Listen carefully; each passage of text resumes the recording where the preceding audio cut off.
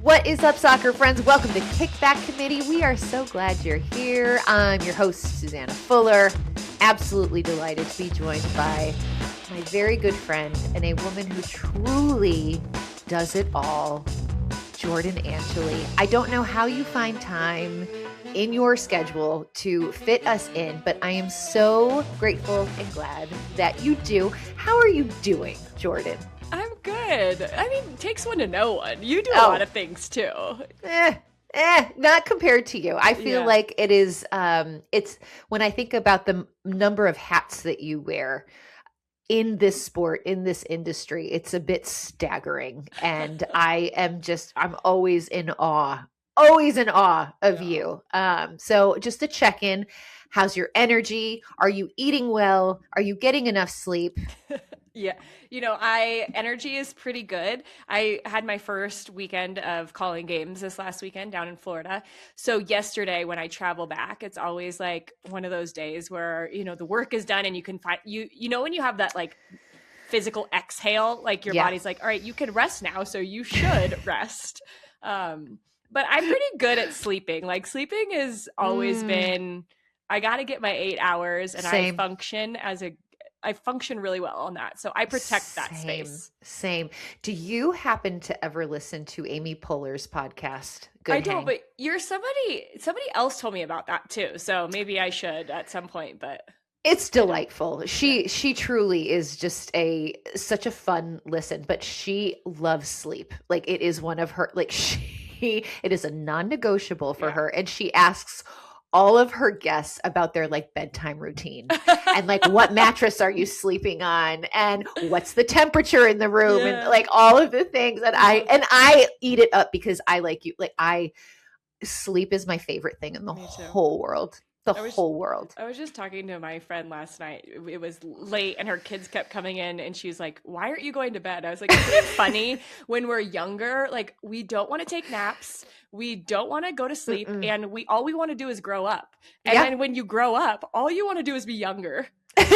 You want to take naps and you want to sleep all the time. I'm like, it's just life is backwards. It is. It really is. Oh my gosh. Well, yeah, we're gonna have some fun conversations on today's show. Before we get started, just a reminder that Kickback Committee is part of Kickback Soccer Media.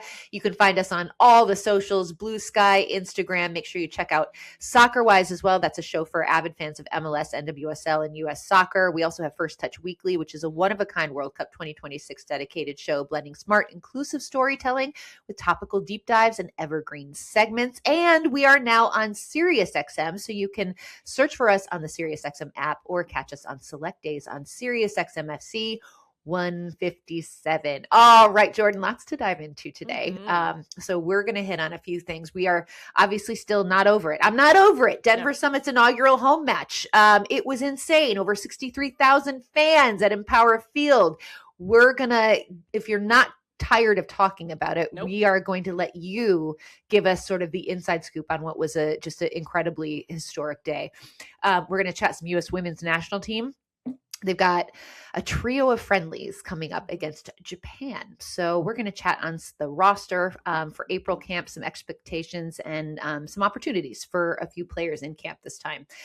We're going to hit on the Lamar Hunt U.S. Open Cup round of 32, which kicks off next week. MLS teams now enter the mix at this stage. And One Knox is part of that. I'm happy to report. So that's right. They got the win last week in the Smokey Boot Rivalry against Asheville City SC. Didn't even know that was a thing. And then I got to the game and there was literally a golden hiking boot because they share the Smokies. And apparently this has been, I think Asheville was the very first team that Knoxville ever faced. And so it became a rivalry. So they need like some incense that is just smoking out. That feels right for Asheville. It's a great, believe me, you just hit the nail on the head, and I will tell you more about that. Also, we continue to build our Kickback Committee guide for picking your second World Cup team. Okay, so we've gotten input from all the other committee members and just kind of these variables about what you should base that choice on. And so we're going to talk to Jordan about that today and get her take on this. And as always, we love a little reality TV roundup. We're pivoting slightly on this last one because there is a reality situation brewing in the soccer world that involves a very high profile U.S. men's national team player. And it could be a reality television show based on what we've seen on social media today. So yeah, we are absolutely going to dive into it. But first things first, I want to address a few things before we fully dive in. If you guys are watching this on video, you will see that I am not blonde and I am not wearing the wig and my hair is very short. So I've made the decision to ditch the wigs. If you guys have been following my story, I was diagnosed with breast cancer last year. So went through chemotherapy and lost my hair, hence the wigs. But now it's growing back. And truth be told, Jordan, I was just ready to ditch it. Yeah. And I didn't want it to be like I don't think people really care, but like I don't know why I was so self-conscious, but I just was like, I feel like I need to like kind of tell people that I'm not going to wear a wig before I just like show up and I'm like, hey, like, which is so dumb because people change their hair all the time. Like, why am I being so, I don't know, just weird about this, but it feels really good. I'm still getting used to it, but people have been so lovely. And I just want to thank everyone on social media. I had posted something on my stories yesterday on Instagram, and like the amount of love that I felt coming through and people just, telling me it looked great. Like it was just so nice and it meant everything.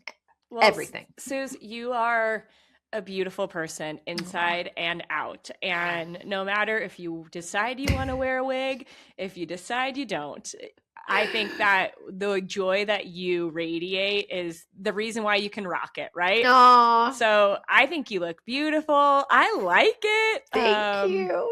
It looks really good. Thank you. We were joking before we started recording. I said, like, I was never one of those people that was like, oh, I'm going to try a pixie cut at one point. Like, no, that was never. Jordan and I were both like, we love the hair. Yeah. Like, we like the long hair. Are sitting in the CBS makeup room saying, clip these extensions in, give me more hair. I know. I remember like telling Sherry, who is the lovely hairdresser at CBS. Oh God, I miss her. She was just incredible. But Sherry would be like, oh, it's time to get a move up with these extensions. Because, you got to like move them up. And I'd be like, I know, Sherry. And she would just, the amount of time she spent wanding all of that extra hair. And I loved it. I loved the way it looked. But yeah.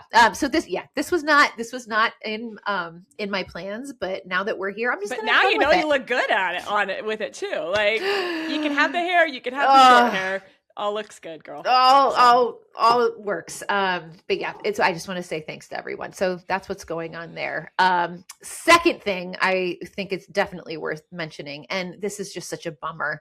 I hate this so much. Patrick Agyemang did his Achilles in a match over the weekend for Derby County when they were playing Coventry, and today they came out and said he's definitely going to miss the World Cup, and I am gutted. I am just gutted for him because I do think he would have made that roster, Jordan.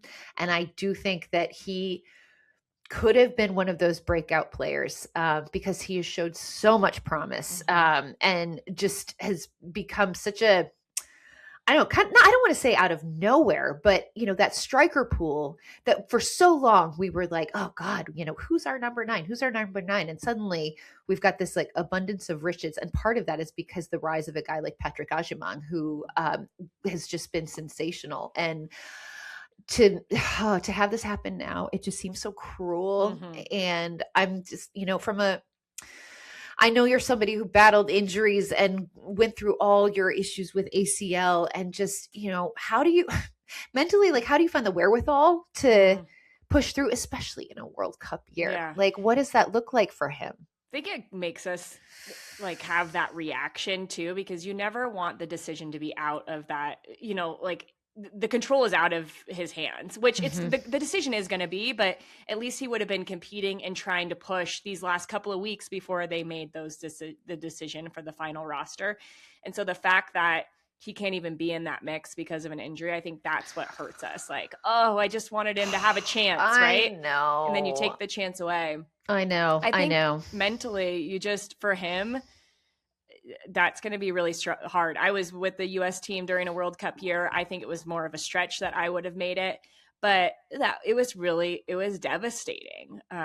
Just to know that you're so close to something that you've worked and dreamed your whole life for, and then to have your body fail on you, it just is, it's something that you have to do some work on, because it just sucks. There's no way to go around it. And I think we're lucky that we live in a time where like the mental aspect of sport is something that we actually talk about and address now. And, you just hope that, he is able to give himself some grace and hopefully have those conversations, like do whatever he can to get through what is most certainly a very, very painful situation for him, and find strength to bounce back, even stronger. But my heart just broke this morning when I read that news. So, big hugs and thoughts to Patrick Agyemang. It's rough and bummer for the US as well. Totally. Yeah. Okay. This is another one that I feel like I have like some airing of grievances that I need to get through and work through. So it's no secret that I am a Liverpool fan, and it has been, to be honest, just a pretty disappointing season for them. One of the worst title defenses I've ever seen in the Premier League. And this weekend, they lost 4-0 to Man City in the FA Cup quarterfinal, in a game where, they kind of started out okay. And then once City scored, truly it looked like everybody just checked the F out. Yeah. And Virgil van Dijk at the end of the game essentially said as much. Like, he was like, the fans deserve better. Like, our coach deserves better. Like, I don't know, I don't know what's going on, but like, this is on us. And he had he is my probably my favorite player. He had a terrible game. And then something happened at the end of the match. So Dominic Szoboslai, who has been arguably their best player all season long, sees the fans at Etihad start leaving, the Liverpool fans start leaving, because at this point it's 4-0. These are fans that have traveled to, I paid good money for this, Manchester. See you later. Exactly. I'm out. So I'm like completely on board with the fans leaving. Szoboslai starts kind of like, throwing his arms up, like, what are you doing? And then, has the wherewithal to basically like call out the fans for not supporting the team. And I'm sitting here looking at Virgil van Dijk, who is essentially saying, it's on us. We didn't play well. We have not played well. I understand why the fans are upset. And then there's this like Szoboslai, who I love as a player, but I'm like, dude, like, what? No, like, this is not, you cannot, this is not the fans' problem. Like, this is the product on the field. And you can look at Arne Slot, and you can look at management and upper management and all of that. But I was just so angry. I was so angry that it felt like such a cheap shot at fans. And I'm just, I don't know. Like I said, it's an airing of grievances, but I'm just curious. But I'm just curious to get your take on, when things aren't going well, when results aren't going your way, and like the chemistry seems off on the team.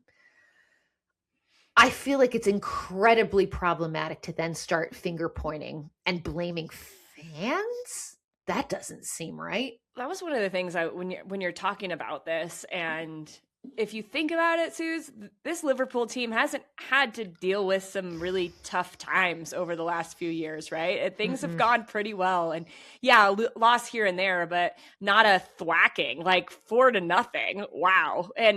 And so when things aren't going well, how do you show up, and are you consistent? And Virgil van Dijk has been a captain and a leader with pretty much every team that he's been on. So you would expect him to show up like that.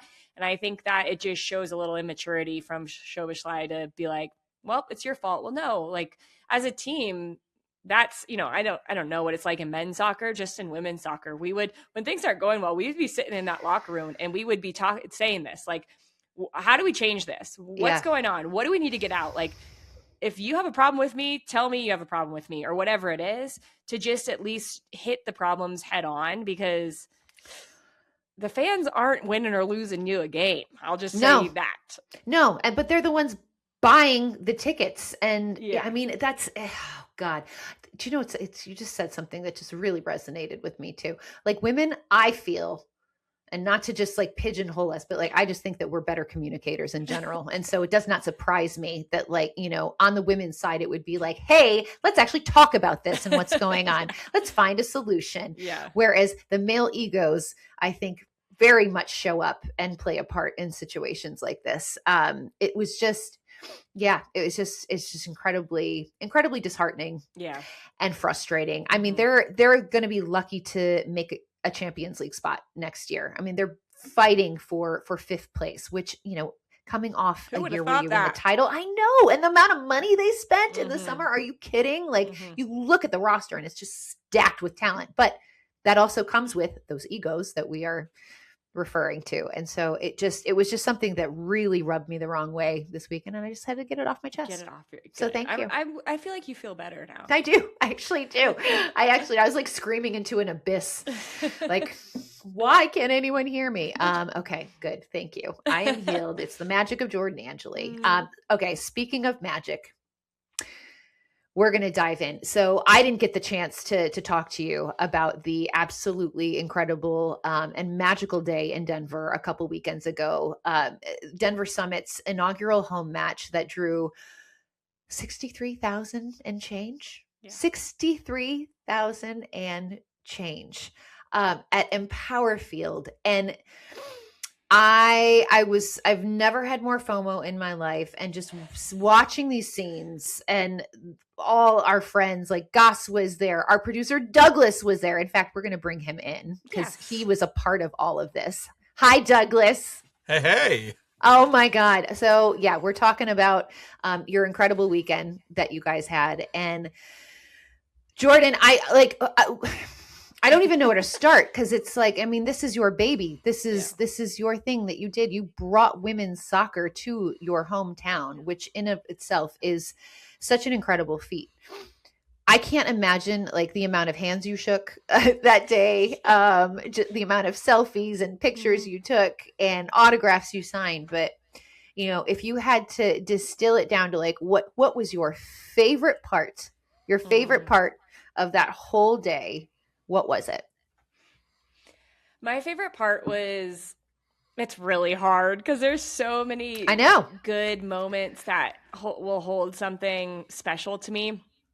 But I'll just say, just knowing for so long that this was right for Colorado, knowing that Colorado would show up and support a team, because this is a state that produces not just like some women's soccer players, like some of the best that have ever played.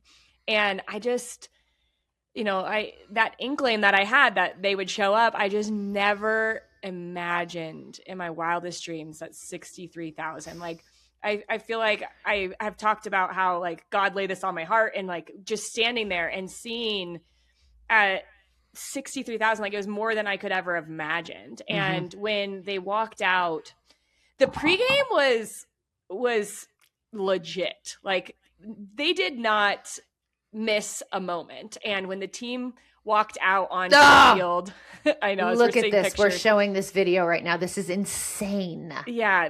So the team, you know, the players are walking, and they kind of had a long walk from the tunnel to getting out on the field.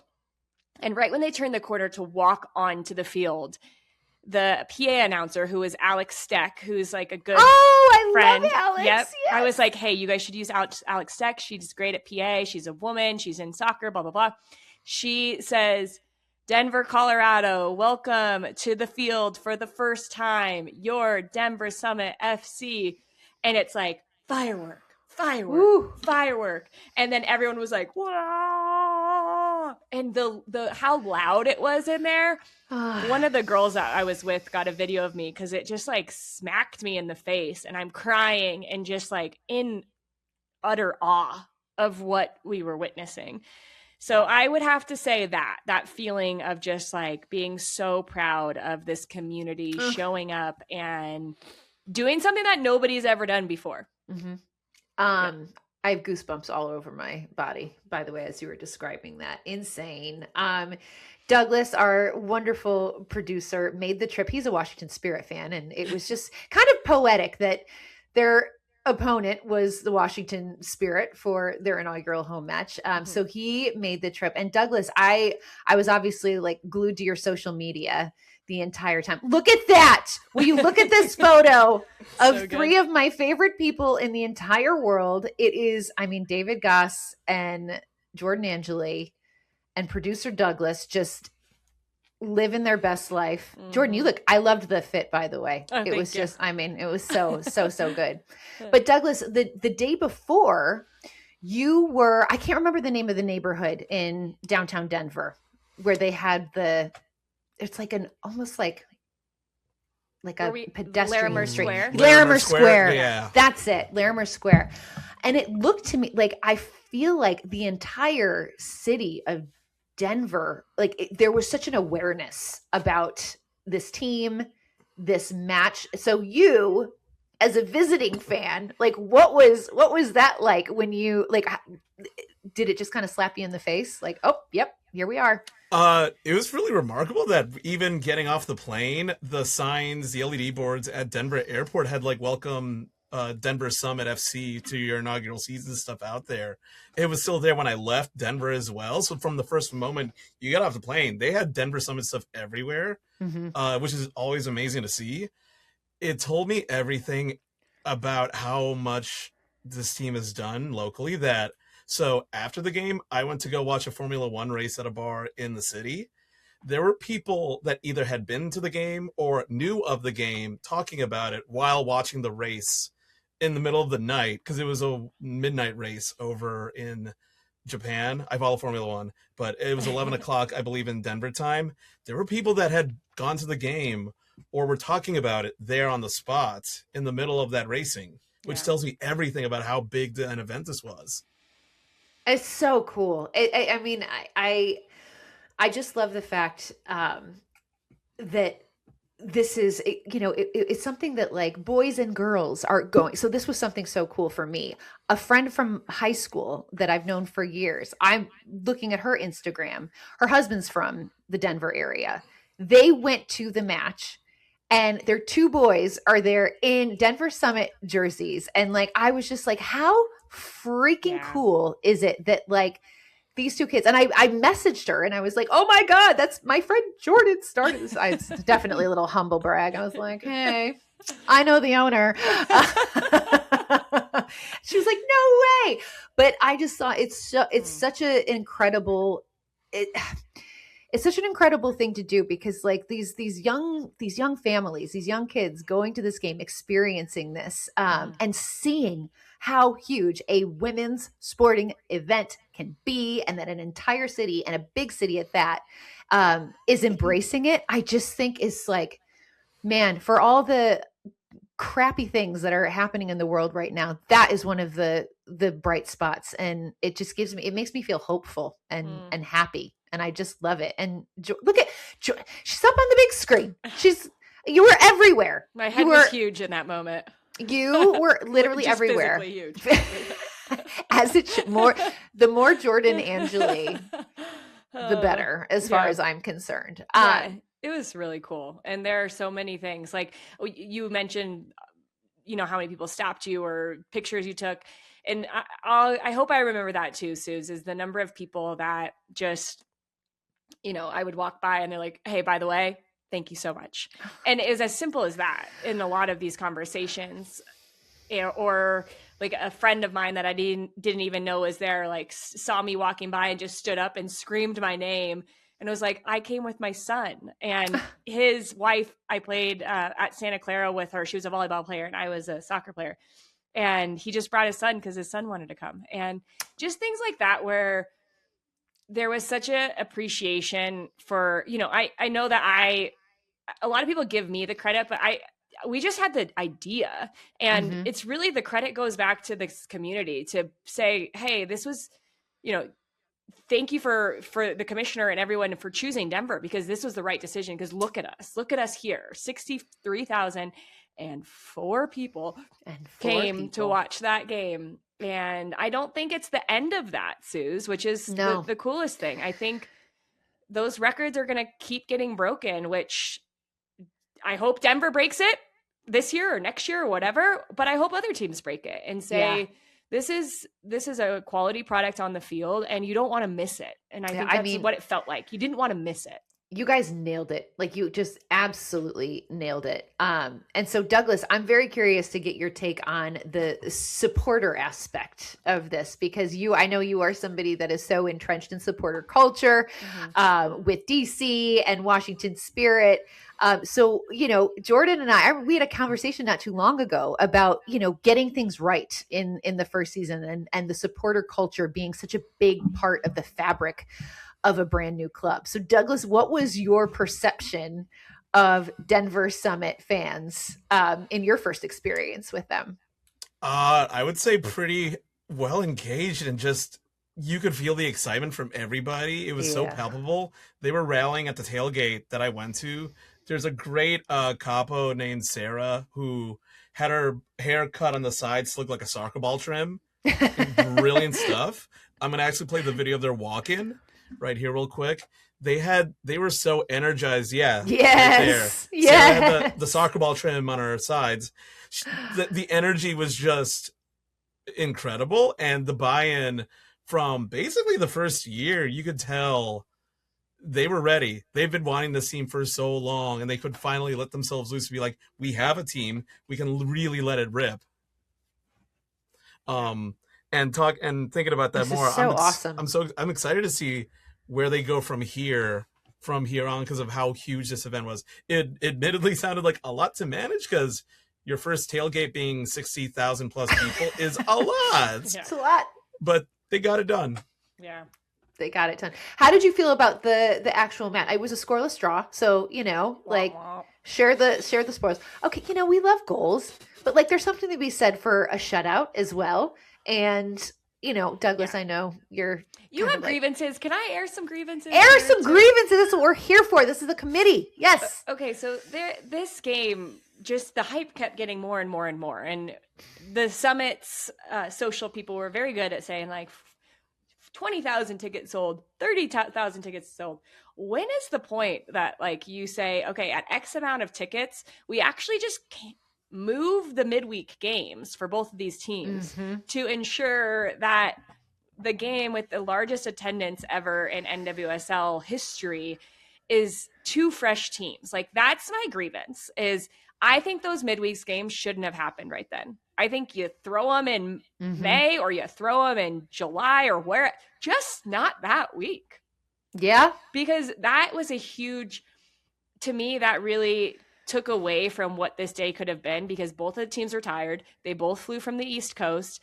They both played late Wednesday night games. The game was at noon in Colorado, and it was 80 degrees and it was hot. And so the game was slower, and there just wasn't as much pop as I felt like that game deserved. So I think that's come fair. On. I think that's totally fair. I think that's a completely fair grievance. Thank you. And of course, do we want goals? Always, that is a thing. But, based on what you've seen, how many matches are we in? Are we 3 or 4 match days? 5. 5? Are we 5? Yeah, it's 4 weekends, but some teams have played 5 games. So based on this sample size, how do you feel like Denver Summit can be competitive and make the playoffs in year one? It does feel like that week in general was a real good week when it comes to results. They tie Orlando, they beat Gotham, and they tie the Spirit. And those are 3 teams that have been the best 3 teams over the last 2 years. So that is showing that this Denver team is going to be competitive for sure. And it does look like they have a really good structure. 3 shutouts in a row. Yeah. They're going into this break, 3 shutouts in a row. And you guys know how it is. The hardest thing to do in any game is to score goals. It's easier to destroy than it is to create. And it feels like with a couple of different little tweaks, this team can create. So they look like they're in a good spot. And I wouldn't, if I'm Nick Cushing, I wouldn't be too I wouldn't be ecstatic, but I wouldn't be displeased with where they're sitting right now. And that's not a bad place to be just 5 games into the season. Definitely not. Douglas, you're shaking your head. I'm going to make you put your analyst hat on. Would you agree with Jordan's assessment? What were your thoughts on the way they played? I think I broadly agree. We had a lot of players missing during preseason, which kind of affected, in my opinion, the chemistry. It's clearly showing with how many goals they've been struggling to score to start off the year. And I also agree, having this game be right after a Wednesday game was, in my opinion, very silly work. I wish that could have been changed, because I was being in that stadium. I wanted my team to win, but God, I wish Denver had at least gotten one goal for everybody to celebrate, so that stadium could have popped off. Yeah. We deserved that kind of game.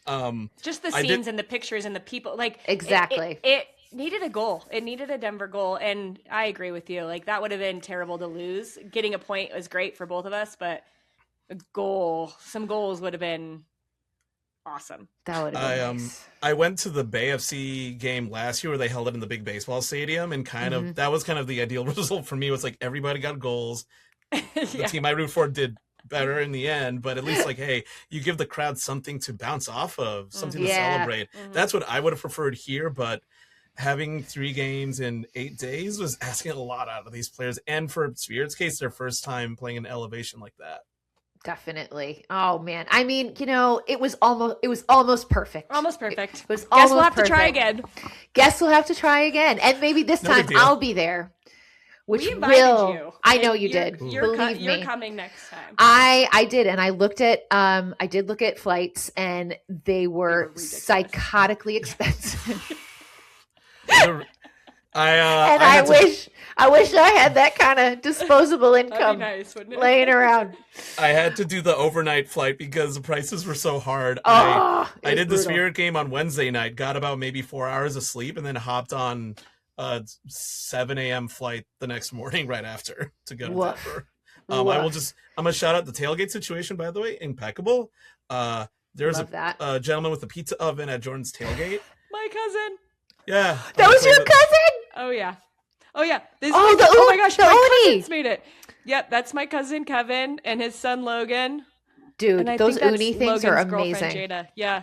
And my other cousin Aaron. Yeah, he just popped it out and was making pizzas for us. That's incredible. Man, and my other cousin had a full breakfast taco bar with like not brisket, maybe burnt ends, like briskety burnt ends and eggs and bacon and Bloody Marys. I was like, this is my God. Incredible. The tailgate scene for this game was incredible.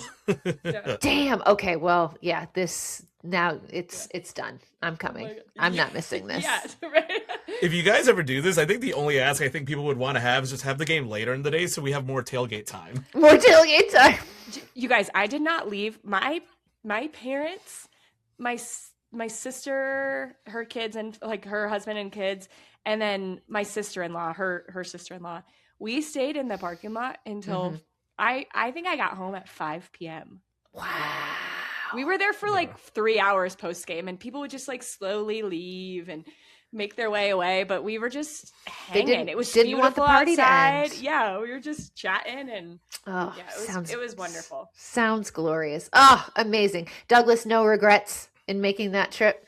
No, I do it all over again. 10 out of 10 experience. I'd go back. It was also my first time in Denver, so I can also happily endorse what a great city it is as well, on top of everything else. I will happily, if this game were to go again with the Spirit involved next season, not even questioning. I'm going back. It's circled on the cal. Amazing. Douglas, thanks for popping in for this one. Thank you, guys. Get back to producing our podcast, please. Also, so talented. He was just I know. Right He's the ultimate multitasker here. It's like pulling up graphics and video. Oh, you're the best. We love you, Douglas. Thanks, guys. Thank you. Amazing. Jordan, thank you for regaling me with that whole experience. It was just so special, and so proud of you. I know I've said it a million times, but man, you just killed it. You knocked it out of the park, and I will be at the next one. Promise. Shake on it. It's happening. It's happening. All right. Moving along to some U.S. women's national team talk, because they are back in action as they prepare for 3 3 upcoming friendlies against Japan, the first being on Saturday at PayPal Park in San Jose. The roster for this April camp was announced last week. And for me, Jordan, the biggest sort of storyline was the return of 2 very important players in Sophia Smith and Tierna Davidson. Smith obviously coming back for the first time following the birth of her precious baby girl, Gigi, who is, oh my God. Squishy. Oh God. The cheeks. Yes. She's rolls delicious. on her arms are so She's delicious. She is just a delight. And Davidson coming back after tearing her ACL, something you can relate to, unfortunately, early last season. And, I think the return of these 2 players for Emma Hayes has to definitely feel so good to have them back in the fold. I want to hit on Sophia first, because I think, we've talked a lot, and now we're talking about it a lot, this aspect of players becoming mothers and then bouncing back. Yeah. And I mean, you look at her and it's like, what? Like, no way did that body give birth not that long ago. It's truly incredible the amount of work that must go in to just taking that on and putting your body through that, because, like, I have not had a baby, but I can imagine that pregnancy, my friends have told me, my family, like, it does a number on you. It does a number on your body. It does a number on your hormones, like mentally you're exhausted. What do you think it requires for a player like Sophia to work as hard as she did to come back, but then also, she's also embracing this new role in her life as a mother. Like, how do you think this is possible? I'm asking you, the Wonder Woman, because figure I think you can do it all. I would hope. I want to do that at some point. So hopefully that's in the cards. Not go back to play soccer, because that's not in the cards. Not that one. That's not the mom thing. Yes. I think first off, it's just really cool that we are at a place in our women's professional league where these women can have both things, and they can do it earlier in their career, because previously we've seen women have babies, but it's later, and that's harder. It's just harder on your body to come back from it. So the fact that Sophia Wilson, it's Wilson. No, okay. I said Smith. Yes. I got myself. She is Sophia Wilson. Yeah. Nay Smith. Yes. Sophia Wilson looks like it's been so easy to come back. It's not, number one, not been easy, but she's younger. So like her body can recuperate a little bit quicker. I feel like it's going to require a lot of communication and a lot of, leniency is not the right word, but knowing that this is how injuries should be treated too, right? Everything is not always like, you can be cleared to do something, but there's just some days where your body is like, it's not the day for me. And I think the same probably is true from coming back from pregnancy. And one of the things I do feel like just hearing from some of these moms that they realize is it gives them a different perspective on playing. And how do you balance that drive and that like willingness to do anything to get what you want with like that doesn't matter as much as being a good mom, I think that's a really interesting dynamic as well. So I think it requires just honesty, communication, patience, and it's cool that we're seeing it more and more often. It's so cool. And, you think about, the other part of Triple Espresso and Mal Swanson, who is also on maternity leave right now. And I imagine, she's working her way back. She's back training in Chicago. And so, I think how important to have teammates and colleagues that have done it and are going through it. And how are you managing this? And what does this look like for you? Because I love that it's happening. And I love that these are conversations that we're having now. But I can imagine like some of the players of like the previous generation, maybe that felt so isolating just because we didn't talk about it. You didn't see it. All of that. Not that much. All that often. Like Lil was on my team in Boston and she had 2 babies at that point, but she was in the last year of her career. And for Lil, that was, she was late 30s. Yeah. Like much, and the rest of us were, there was a big age gap between her and all of us. And so she had to wait and not had to, I shouldn't say that. I don't know what her decisions were to wait, but, it wasn't until later in her career that she got to experience that. But I will say, as a player on a team with babies, it's the best thing in the world because those kids, it is a terrible day at training and things aren't going well. You go into the locker room and they've got peanut butter on their face because they just scooped it out of the jar on there, and they're just like running around being silly and crazy. And it just gives you like, okay, yes, we're going to worry about those things on the field, but like, I can't not be happy right now because 100%. This child is precious. So it's such a nice thing to have for teams. Also, how cool for those kids that they have like,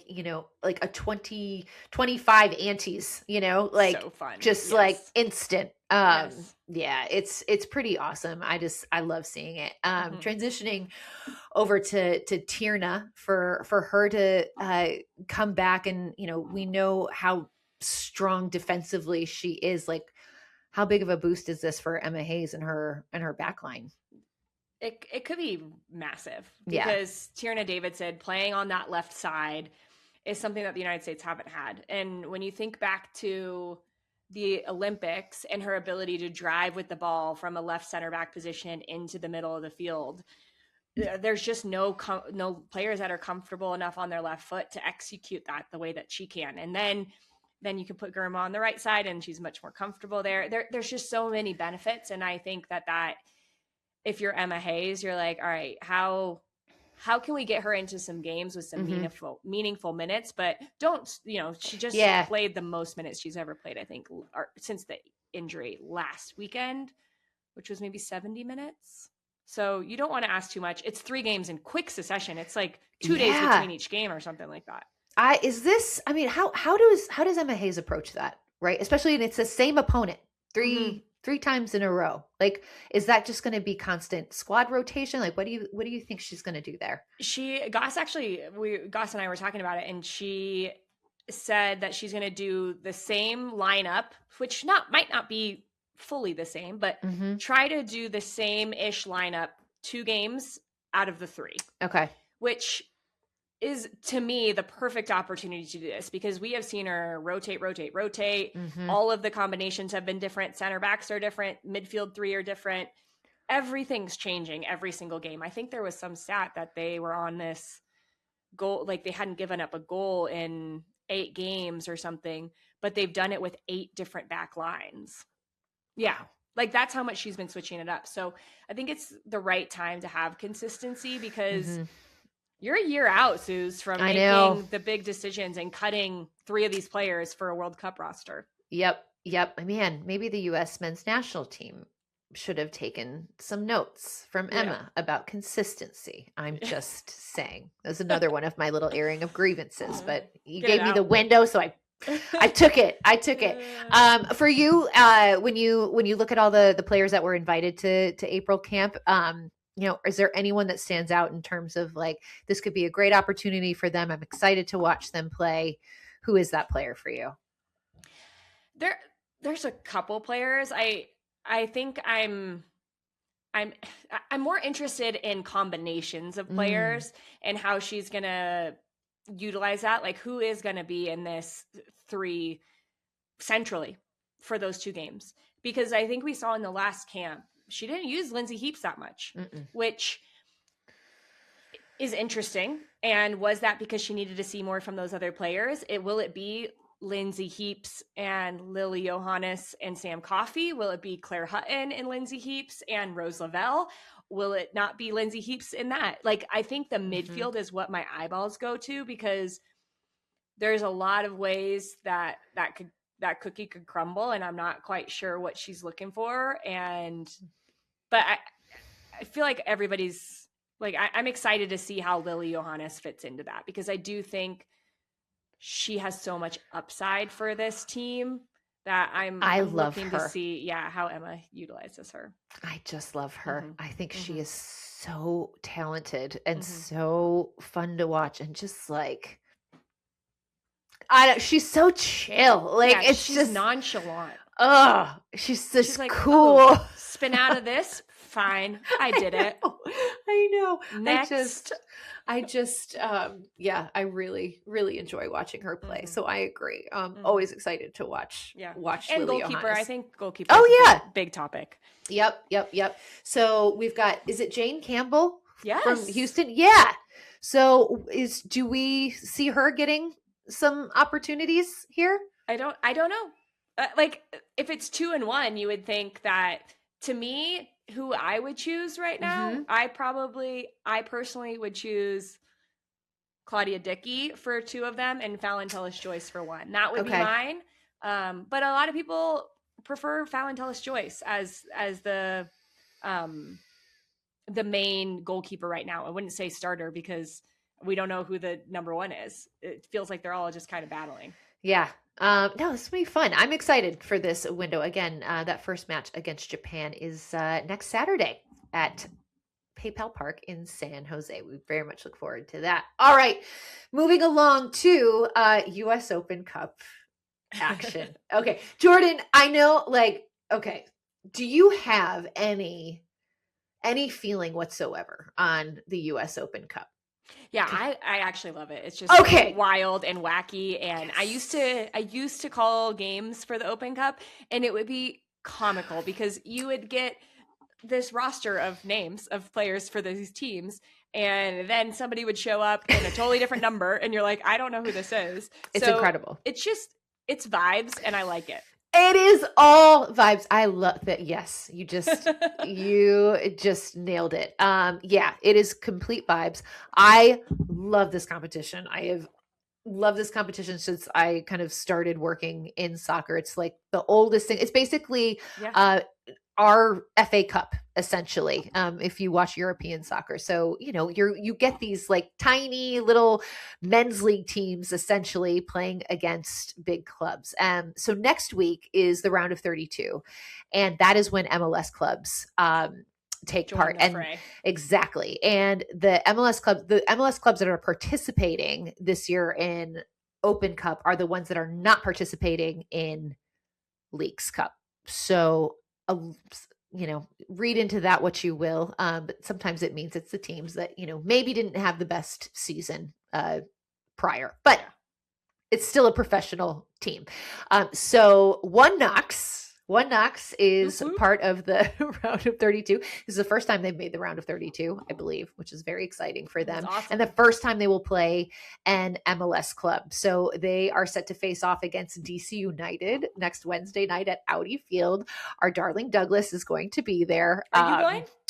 So I am not, because doing Ballers League? I've got to fly. So if it was on Tuesday, I 1,000% had made the trip, but I have to fly to Miami on Wednesdays for Baller League on Thursdays, and I could go Thursday morning. Like, I need to know more about that. That could be a different segment for it's another time. But I will, the next time you're on, I promise. Put it in the agenda, because we need that. It's wild. It's so fun, but it is wild. Let me tell you. Yeah. So no, I will not be there, and I'm gutted. But I'm going to fly to Miami and make Goss watch with me in Miami. So we'll be watching together. So there's going to be a little Miami contingent of One Knox fans. But it's so cool because, they've never played an MLS club before. It's a big opportunity for a club. And Ian and I were just talking about it. Like, what's kind of nice is that, like,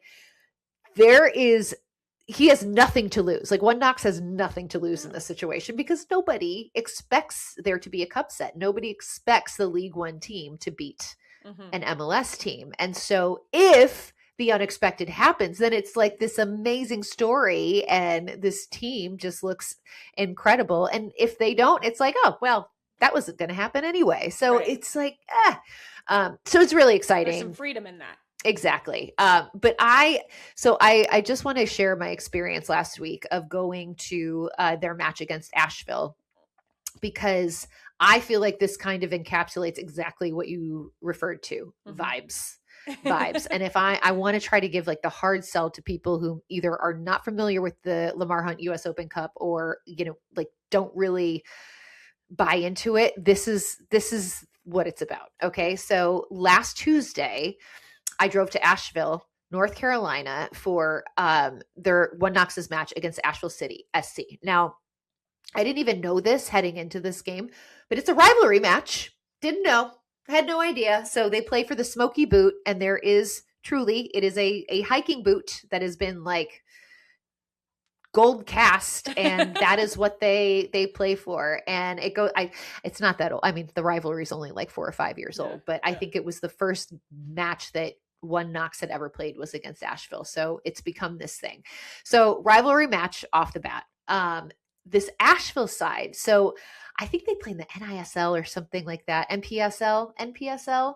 It's one of the lower division leagues. Okay. But this roster, I'm looking at it, and it's like you said, I'm like, wait, I know I've heard of some of these guys. And then I'm like, some of these dudes are like ex-MLS players. Like, really? But just, maybe of like kind of like they're in their like mid-30s, like still trying to play, but can't find a team.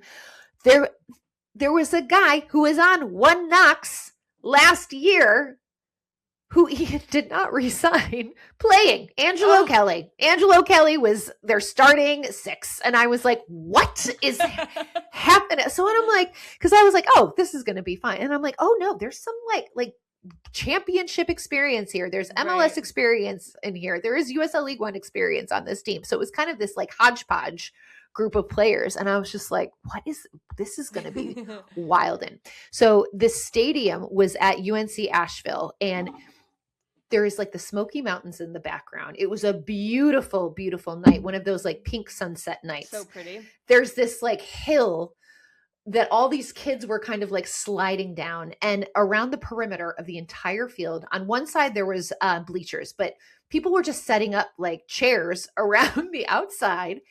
And it was like 10 people deep. Like it was insane. Whoa. The crowd that showed up for this. That's cool. And I'm like, wow, like this is awesome. And they had chance, and they were into every single moment of this match. So it was crazy. One Knox scores first. I stand, I'm like, hey. And then like these little kids behind me are like, sit down. And I was like, oh my God. I was like, you talking to me? Literally. And I was like, oh my God. So I got a little intimidated. So I was like, I'm married to the coach. That's my husband over there. So it's like, okay. So One Knox scores. They go into halftime. They're 1-0 up. And they had like 3 or 4 opportunities that were like, they really should have capitalized on, but they did not. 51st minute, this player on One Knox, his name's Stavros Therakostis. Lovely guy, great little winger. He is so fast and explosive, but he also has a temper. He was already on a yellow card, and I was a little surprised Ian kept him in for the second half because I was like, he can be a liability. Well, 51st minute, ball goes out of bounds, and he like goes running after it, and for some unknown reason, like punches the ball out of the ball boy's hands. The ball boy falls back, albeit very dramatically. Yeah. Like this was, and maybe he's in an acting class at high school. Very dramatically. So the ref comes running. I mean, it's obviously like, I mean, even disregard his previous yellow, like that was going to be a straight red. So I'm like, oh my God, we're only in the 51st minute. So One Knox is playing a man down for like stupidity forever. Sorry, I said it. Oh, it is. It was so dumb. So they end up equalizing. And so it's this 1-1, and this game is just wide open. It is going like this. And Knoxville are defending like for their lives. The 90th minute, okay? They get another red card. One Knox gets another red card. Straight red? No, there was a second yellow for Teddy Baker, one of the midfielders, on like a challenge he did not need to go in for. Right. Like it was like you had numbers in the box. You didn't need to do that. Anyway, so now I'm like, oh my God, this is going to go to extra time, and they're going to be down 2 men, which is exactly what happened. Oh my gosh. Yep. So for 30 plus minutes, they are down 2 men and just getting hammered. And this goalkeeper was unbelievable. John Burke. He's their backup keeper, by the way. John Burke. Why do I know him? I don't know. I think he's a Chicago boy. And I can't remember where he played in college, but I think he was like had like a decent college career. Okay. But this is his first start for One Knox. And he had this incredible double save. Like it was nuts. Like he made one save here and then he dives on the ground. And it was, I don't know how they didn't score. So this thing ends up going to a PK shootout. And at this point, I'm like, the fact that you even got it to a PK shootout, being down, to win. I was like, and in the back of my head, I'm like, they could actually win. Like, they could win this. If these guys have any energy left to actually take a penalty kick, like they could win. Like this is wild. And that's exactly what happened. It was nuts. John Burke made 3 saves. 3 saves. Oh my gosh. 3 saves. Open Cup legend in the making. And One Knox wins. And I screamed so loud. Like at this point, I was after being so devastated after all the red cards, I was like, just jubilant. And these kids behind me were so angry at me. Bet. And I was like, Berkey, great job. And they're like, he can't hear you. And like, I was like, and then I turned around and started like giving them a little lip. And I was like, this is Open Cup. Yes. This is Open why we Cup. Play in the arguing with children. Yes. Like, yeah, it was so good. We need more of this. It was so good. And I was like, man, this is why I freaking love this competition. Like, it's just it was so spicy. It was so derailed and like unhinged and so fun and entertaining. And I was like, if you don't enjoy this as a soccer fan, like what's Check wrong your with pulse. you? It was so great. And One Knox went home with the boot. The golden boot, the golden hiking boot. I love it. So it was great. And then Ian got a speeding ticket on the way home. Oh, not as great. So, yeah. Not as great. He was juiced up. Was he driving your car home? Yeah, he was. Yeah. He was with me. So didn't have to go on the bus. He probably should have gone on the bus and you should have driven by yourself. You know what? I'm going to let those guys celebrate. And I was like, you know what? Smart good coach move. Good Smart coach move. Anyway, that's my sell for the US Open Cup. And next week we've got, so like I said, One Knox is playing DC, but like Naples is hosting Orlando, which is going to be awesome. Naples, right? Nico Cantor's Naples. Exactly. That's going to be great. Charlotte FC is hosting Charlotte Independence. So that's like an intercity rival. And then Chattanooga FC is hosting Atlanta United. So like there are some really fun matchups. So I would encourage everybody, if you are so inclined, like check it out. It really is. It can produce such fun moments, and I wouldn't want anyone to miss out because it's great. It's great. I'm actually bummed I missed out on that game in particular. So I'm having FOMO for that game. It's the most fun I've had in a soccer game in a long time. Like I love going to matches, but like this one was just like some of them are just a little too uptight. Isn't the right word, but you don't get that. No, it was awesome. It was just awesome. Love it.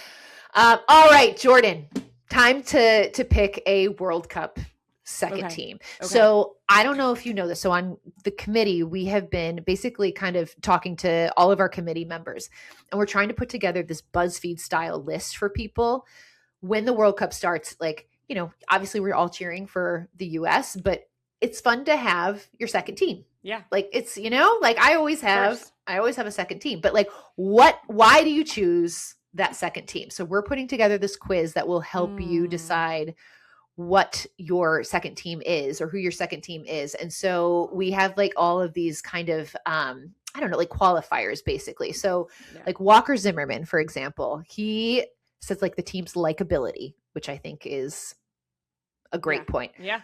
An underdog story. So if a team is an underdog, you know, who doesn't love an underdog if that's your thing?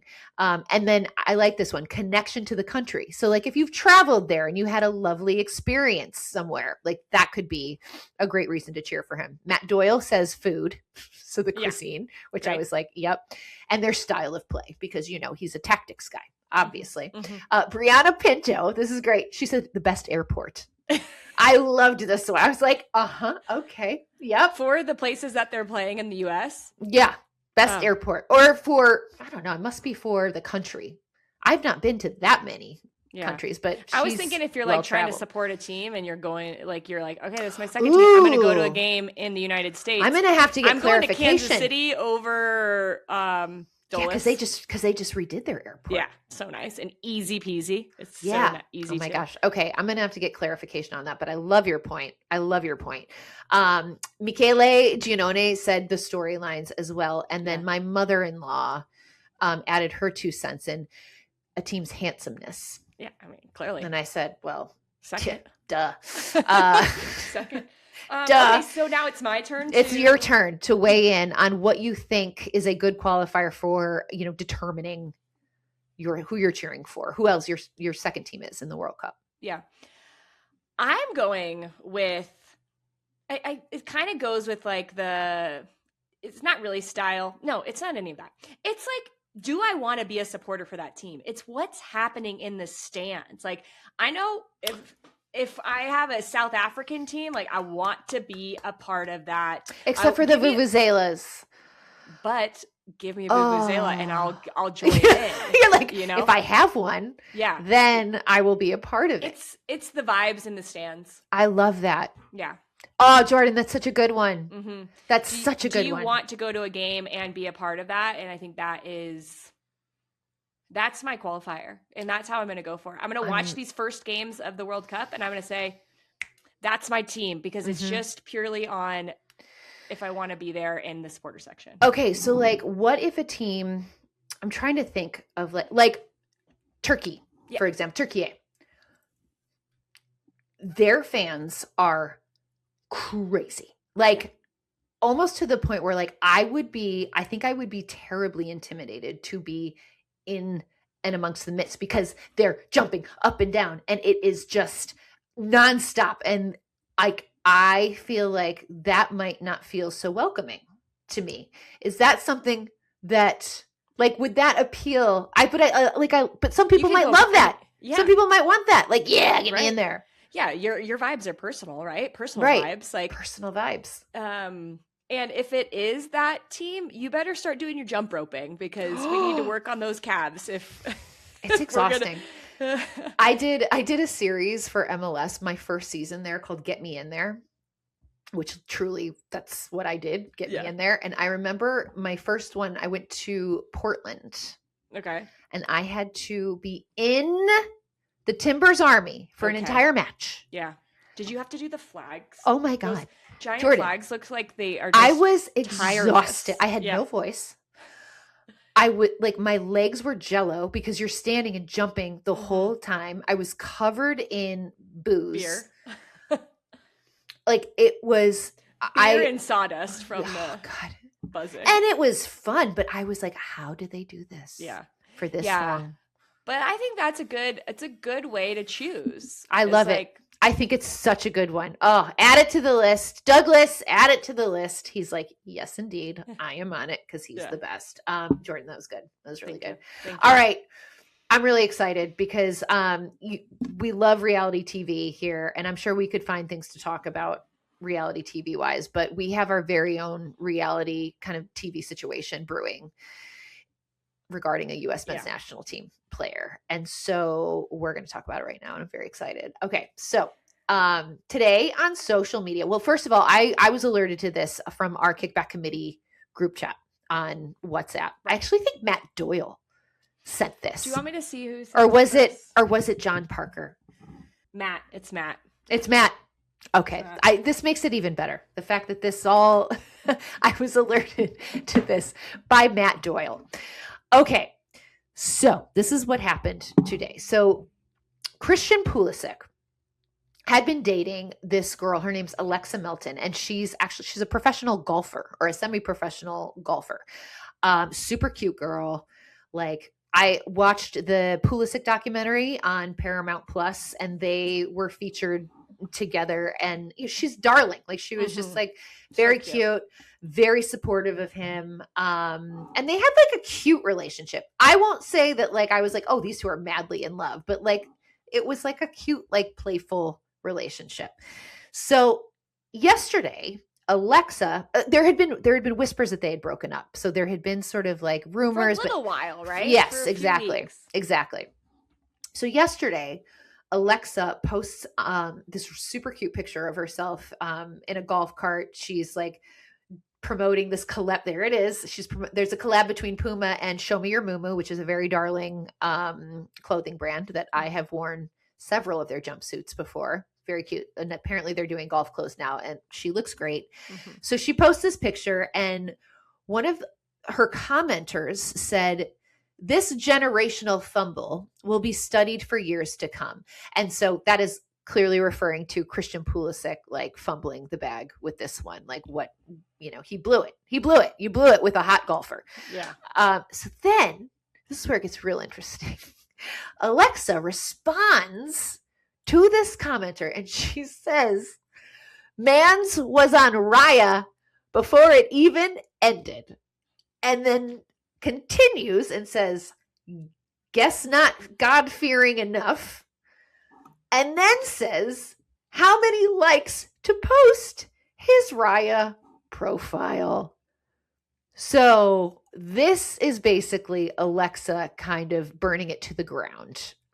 Like she went in hot, really, really swung for the fences, and I mean, just knocked it out of the park, really. And then then someone actually found his Raya profile, and I don't know if it was Alexa that posted it, but this picture shows up on the socials. But it's Christian Pulisic, and it says professional soccer player, and it says traveling to Nashville from October 8th to October 18th.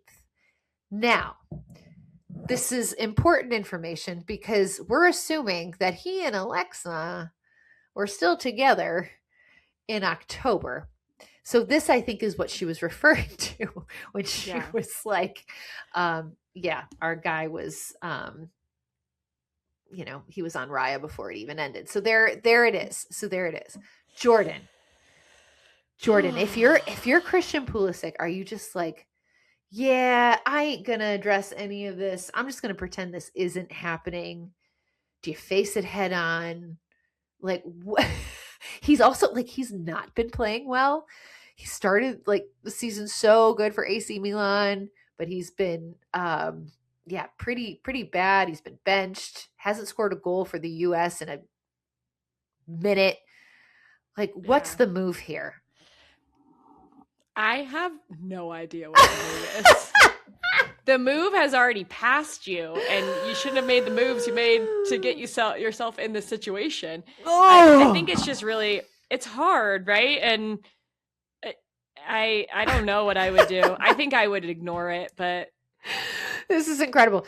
Damn, what happened to my boy Pulisic? And then Chloe 8237 replies, his current form is similar quality to his ability to be an exclusive relationship. Obvi. Yeah. So, okay. So now, I mean, our boy Christian is getting labeled a cheater, unfaithful. Yeah. I mean, I just feel like this is a lot of noise for him to deal with, especially when he's not playing well, and especially in the months leading up to a World Cup. Like, you don't want this to be the story. You don't want this to be the story. So what can he do? What's a PR move that Christian can do to change this narrative? Because it's not good now. I don't know. Like, you got to score goals. I almost think he should just address it, like full on, and just be like, you know what? I made a mistake. People love a little bit of, self-humility and just like, hey, I screwed up. And I wish Alexa well. She's a great girl. Yeah. Like, I feel like that's what he needs to do here. That would be a good move. I also feel so bad for people. Like, we all have made mistakes, and our mistakes are not the headlines of the news, right? And I just am like, like, he did not sign up to be a professional soccer for this to happen. Yeah. Have you ever? Just is like, yeah, it's not, I mean, but, on one hand, it's like, well, they're public figures, and like, this is what happens. Yeah. But also, it sucks. Like, it's a crappy aspect of their job. Have you ever gone just like scorched earth on an ex? No. Yeah, I don't think I have either. I'm trying to think.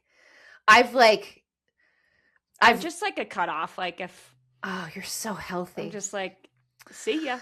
I have like fake conversations in my head. Like, this is what I would say to you. And I like kind of like, will script it all out, and then it just never happens. It never comes to fruition. But I know, like the Carrie Underwood song, before he cheats. I never dug my key into the side of Louisville drive. Slugger to both headlights. Have I wanted to? Yes. Did I? No. No. Oh, Alexa. I also I'm kind of like, I know. Yeah. You do you, girl. Good for you. I hope she feels better. She's going to be just fine, by the way.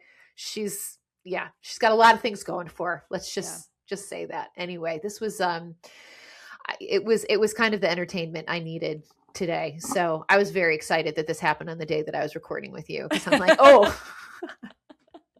Well, maybe it should have been Doyle. Isn't so good? Matt Doyle, God bless you. See, I mean, that's what he's a very well-rounded individual. He can dabble into the sports gossip world, and we love him for it.